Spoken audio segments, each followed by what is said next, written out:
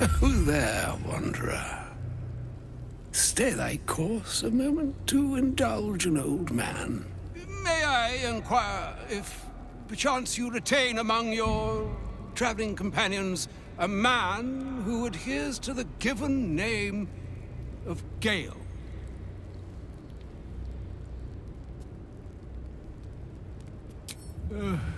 Ever a man of leisure. Would it pain you greatly to assist me along the little voyage I intend to undertake to this aforementioned camp?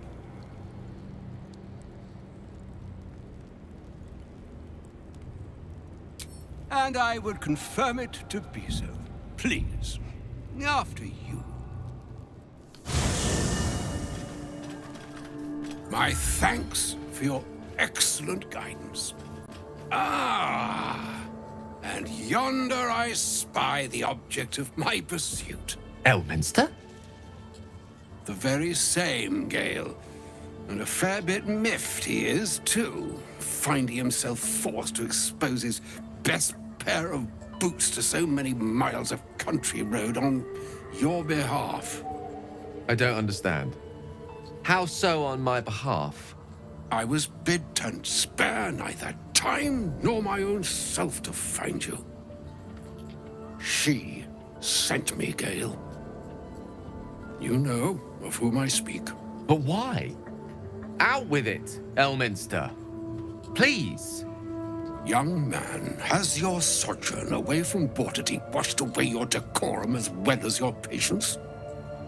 Nigh a 10-day I've gone without honest fare, worthy of the name, drank naught but what the sky entitled my thirst. Why, some bread, cheese, and a cup of wine would appear unto me a feast. Surely you won't begrudge me a mite of rest and repast before I get out with it?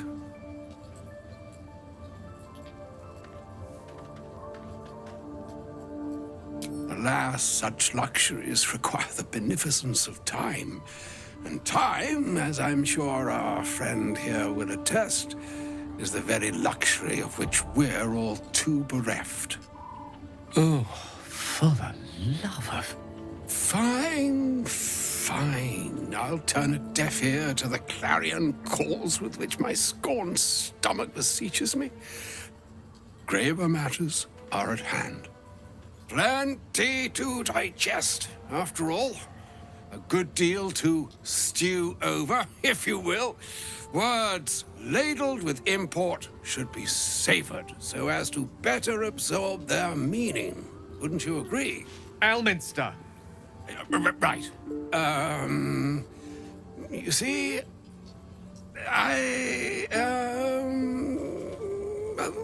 that is to say, Gale, my boy, I've come to address a most pressing matter. I'll speak as plainly as I can, forswearing the accustomed frills that decorate my speech. I'm here on behalf of Mistra. The message and the charge I bring you are hers.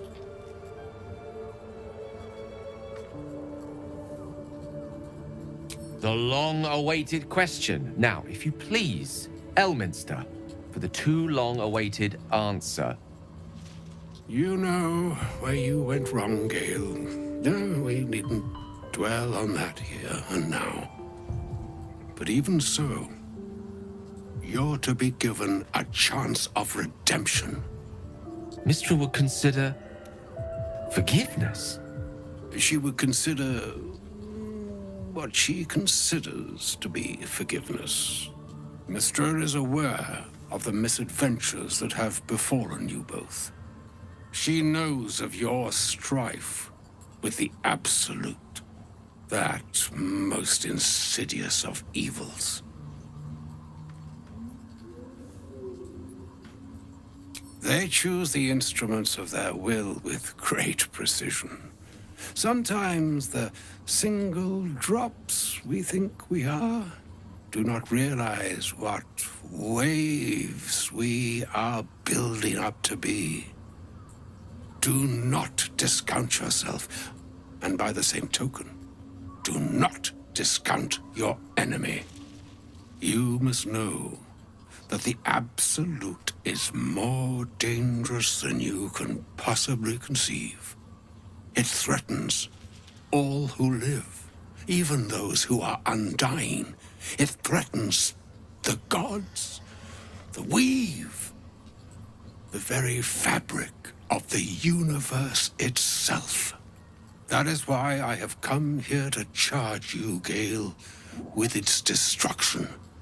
It is Mystra's belief that only you can.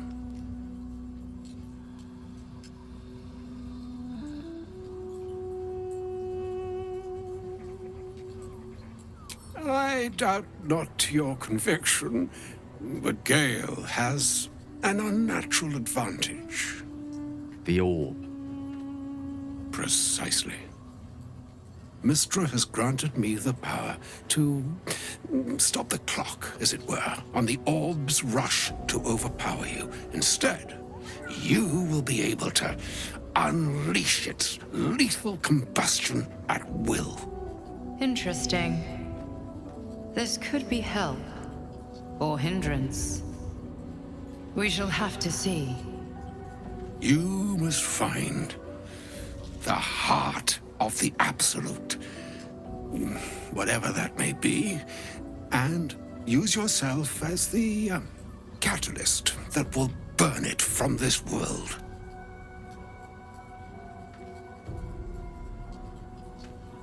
He is not. But it seems that Mystra is.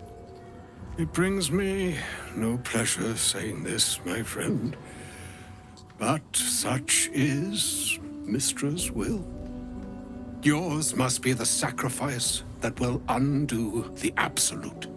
And for your sacrifice, you will be redeemed. Such is Mystra's promise. With that, I've said my sorry piece, and need only bestow unto thee the charm I was bid.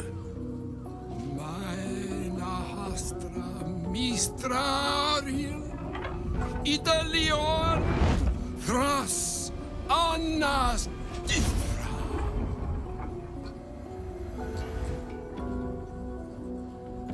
It is done. Both charge and charm have been committed into your care. To you, I commit into care Gale himself. I count on you to shepherd him well on this strangest of journeys.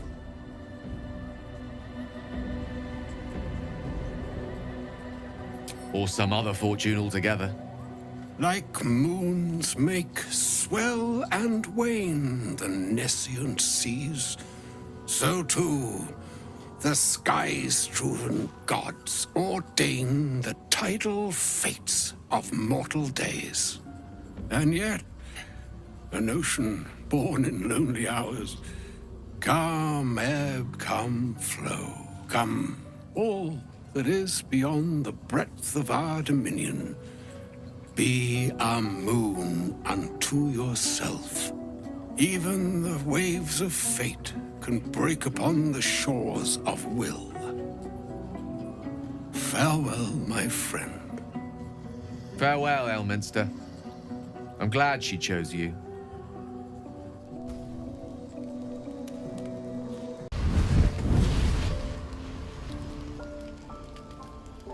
Playtime's over, pet.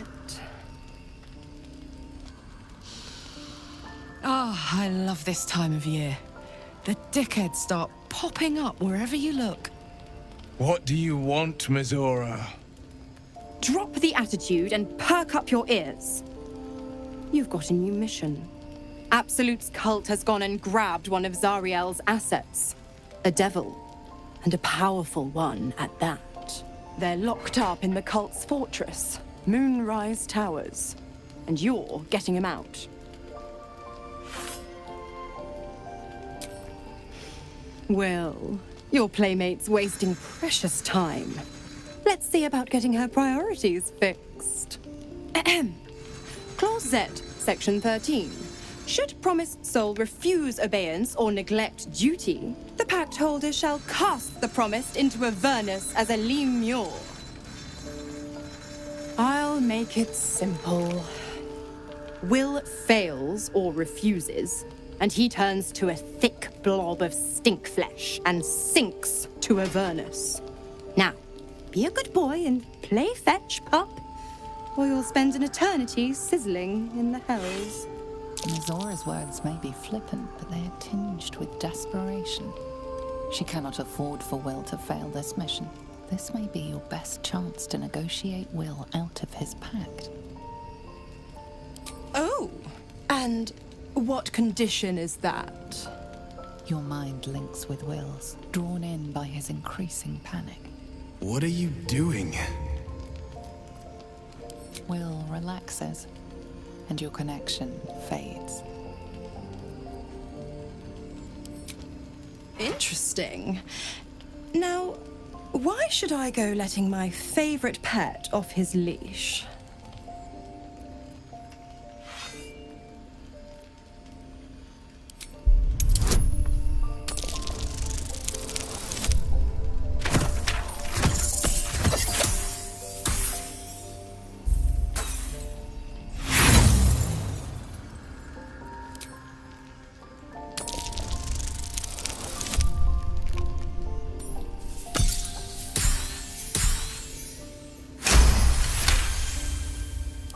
Incredible.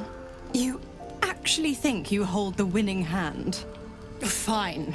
I'll play your game. But I amend the pact once the mission's done, not before. Clause F, Section 9. Soulbinder shall bestow reward or favor only upon soul bearer's fulfillment of related obligation. Now, to Moonrise, pet. And do mind the shadows. They've been especially hungry.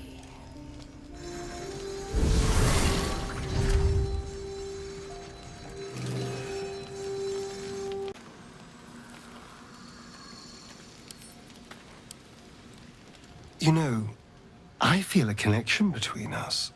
Like we're two souls walking the same path. Every step we walk trails blood. Killing is an instinct for us. I respect you for that. I would keep the murders in our own camp to a minimum, but otherwise, we're very much on the same page.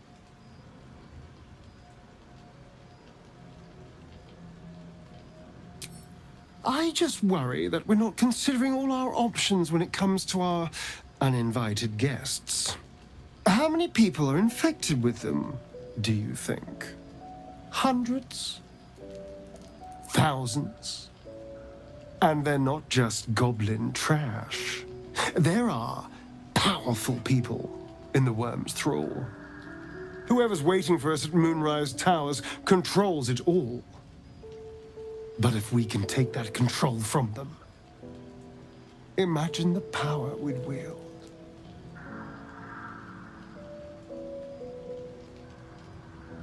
That's just the thing. If we control the parasites, then we can order them not to change us. All the power, with none of the tentacles.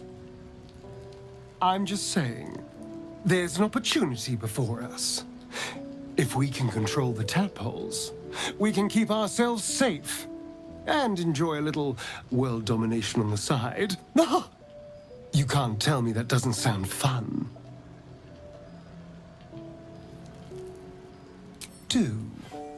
It's not often the universe hands you something like this. We'd be fools to squander it. Of course, this all assumes we live long enough to find this, moonrise. But I'm feeling optimistic.